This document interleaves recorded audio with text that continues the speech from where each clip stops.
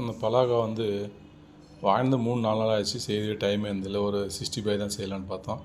எல்லாட்டும் கொஞ்சம் வதங்கிட்டு கலவுடு செஞ்சிச்சு. இதை கட் பண்ணலாம். கட் பண்ணிட்டு சூப்பரான ஒரு 65 செஞ்சிடலாம். ஓகேங்களா? பலாகா வந்து கட் பண்ணிக்கலாம்.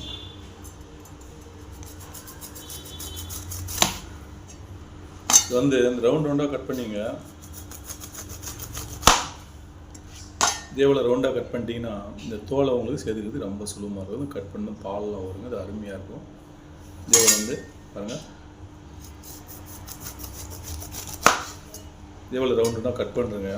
கட் பண்ணிட்டு சைடில் தோலை க்ளீனாக செதுக்கிறதுலாம். ஓகேங்களா? தோலை வந்து பாருங்கள்,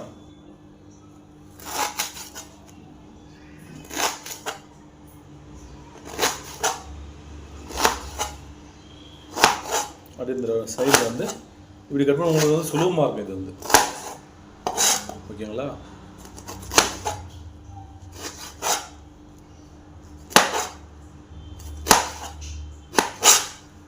இப்படி ரவுண்டு சுத்தமாக கட் பண்ணுறேங்க. இது வந்து கட் பண்ணிட்டு என்ன பண்ணுறீங்க, உங்களுக்கு என்ன சைஸில் 65 செய்ய போகிறீங்க.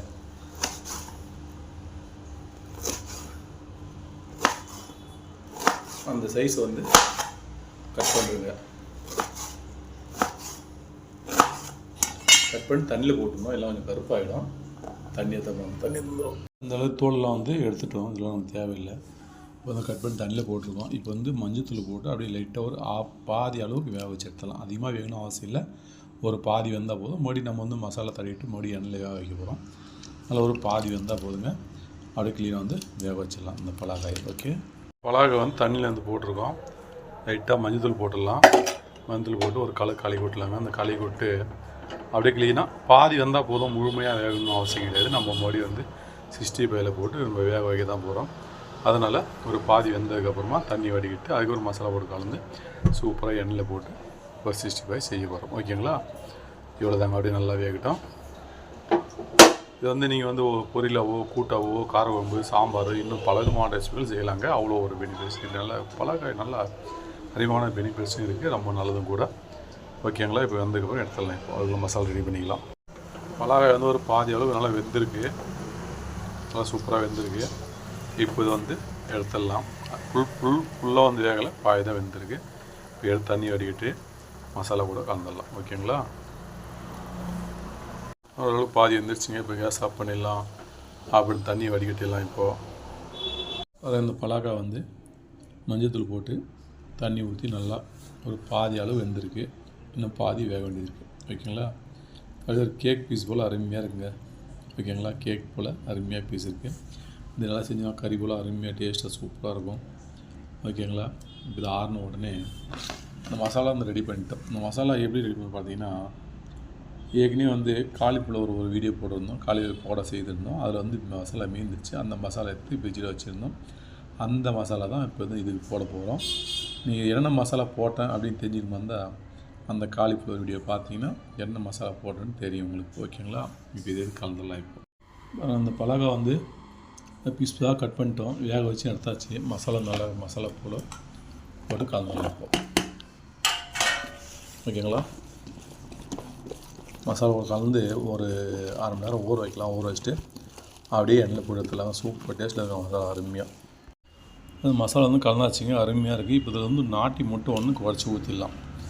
ஏன்னா முட்டையெல்லாம் போட்டு தான் மசாலா கலந்துருக்கோம். இருந்தாலும் இது வந்து நாட்டி முட்டை ஒன்று லாஸ்ட்டாக ஊற்றி கலந்து உடச்சி ஊற்றிட்டு கலந்துட்டு அது சூப்பராக அருமையாக இருக்கும். இந்த முட்டை நாட்டி முட்டை சின்ன முட்டை தான்.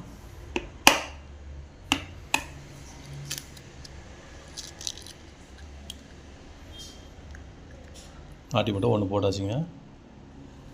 சரிங்களா? பாருங்கள், சூப்பராக கருவு வச்சு க்ளீனாக வந்து கலந்துடலாம். அப்படியே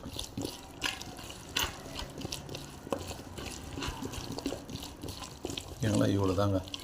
அப்படியே கலந்துட்டு ஊற வச்சுட்டு ஒரு 10 நிமிஷம் ஊறினா போதுங்க. அப்படியே சூப்பரான ஒரு போட்டலாம். பலாக்காய் பிஞ்சு சூப்பராக வந்து நல்லா மசாலாலாம் ஊறி இருக்குது. இப்போ வந்து எண்ணெய் காய வச்சுருக்கோம். அப்படியே போட்டுடலாம். எண்ணெய் காஞ்சிடுச்சுங்க. ஒரு பீஸாக போட்டுடலாம். ஓகேங்களா? சின்ன சின்ன பீஸாக கட் பண்ணியிருக்கோம். உங்களுக்கு பீஸ் வந்து எந்த அளவுக்கு சைஸ் வேணுமோ அந்த சைஸ் நீங்கள் போட்டுக்கலாம். ஓகேங்களா? சைஸ் வந்து சின்னதாக கட் பண்ணியிருக்கோம். பெருசாக தான் கட் பண்ணியிருந்தோம். நல்லா வெந்துட்டு தான் இருந்தது. அதுக்கப்புறம் பாதி வெந்திருந்தது. அதுக்கப்புறம் பார்த்தா அது மாதிரி பெருசாக அந்த மசாலா கரெக்டாக ஊறாது. மறுபடியும் வெந்ததை வந்து மறுபடியும் ஒரு முறை அப்படி இந்த பீஸ் தான் கட் பண்ணிட்டோம். ஓகேங்களா?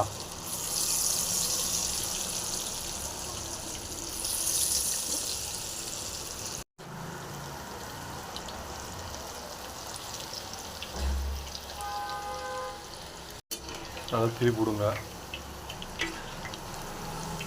பலாவை பிஞ்சு சூப் போட்டு அப்படியே சாப்பிடலாம். ஓகேங்களா? அது நான் முட்டை போட்டிருக்கேன் அதில், இந்த மசாலாவில். நீங்கள் தேவையில்லைன்னா முட்டை சேர்க்க வேணும். ஓகேங்களா? ஏன்னா சில வந்து முட்டை பிடிக்கும், சில பிடிக்காதவங்க இருந்தீங்கன்னா முட்டையை சேர்க்காதீங்க. முட்டை சேர்க்காம மற்ற மசாலாலாம் சேர்த்துக்கலாம். ஓகேங்களா? காலிஃப்ளவர் மசாலா வந்து போட்டுருக்கோம், அதில் பாருங்கள்.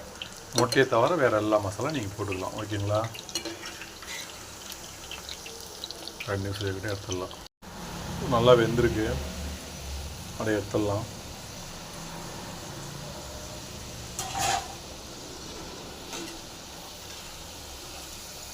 ஒரு முறை எடுத்தாச்சுங்க, அடுத்த முறை போட்டுடலாம்.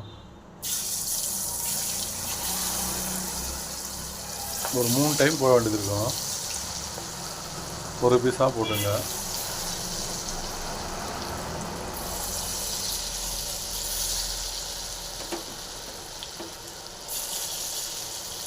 அவ்வளோதாங்க, போட்டு தந்திரி எடுத்துடலாம். வேணுன்னா ஒட்டிகிட்டு இருக்கும் ஒன்று, நல்லா திருப்பி போட்டுருங்க. நல்லா வேகட்டும். பலாக்கா 65, சிக்கன் 65 மிஞ்சும் பலாக்கா 65. ஓகேங்களா? நல்லா வேகட்டும்.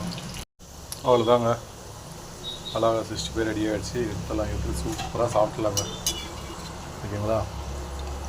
அது நம்ம வந்து எலும்பே இல்லாத சிக்கன் செஞ்சால் எப்படி இருக்கும் அந்த அளவுக்கு டேஸ்ட் இருக்குங்க.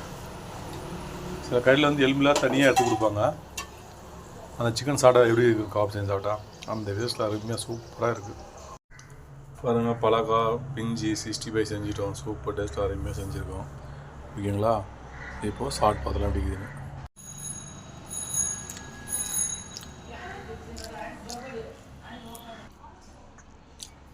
பலாக்கா பிஞ்சி 65 வந்து செஞ்சிட்டோம்.